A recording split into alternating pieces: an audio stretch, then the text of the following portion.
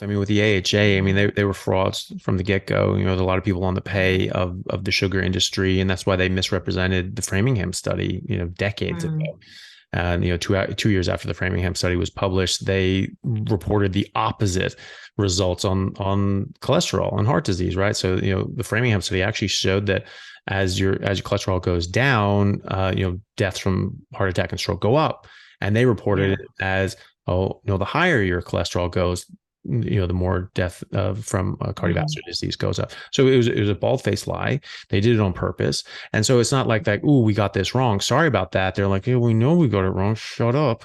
So like they were doing this on purpose, and they're trying to cover their tracks. And now they're just trying to now they're just gaslighting people. Understanding whether the methane problem, the emissions problem, is as bad as people think it is. Mhm. From cows. And the bottom line is that it isn't. It doesn't mean that we can't make improvements, and there are things that we need to do.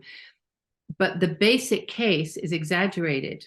And it's exaggerated because we're using a metric which is GWP 100, which exaggerates the warming impact of methane from cattle by 4 times. And that is acknowledged. This is not some made up thing. This is acknowledged by the IPCC and the CCC and climate scientists.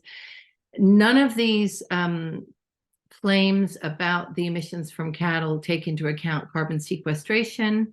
They don't take into account the fact that we're counting life cycle emissions for cattle, but we don't do that for cars. So totally unfair comparison. Cars, it's just what comes out of their rear ends. Mm. For cows, it's everything, what they eat, the land they're on, everything, right? It's just completely mad.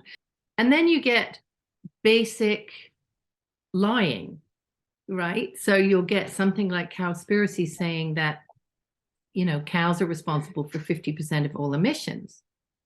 Well, a lot of people go around believing that still. This is 8 years later, they still believe that. And I see it written down in lots of places on protest placards and things.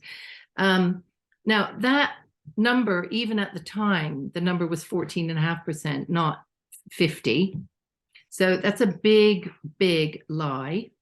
Now the FAO is saying that actually it's about 11% global livestock as a percentage of total emissions. So yeah, there are lots of problems with how precise you can be in measuring these things, but we do know one thing for sure, which is the case against the cows is being exaggerated to great effect. So people are not talking about the role that livestock play in land management, in creating carbon-rich soils or soils that have the capability to be carbon-rich, as it were, through their actions of eating and trampling and weeing and pooing and everything else.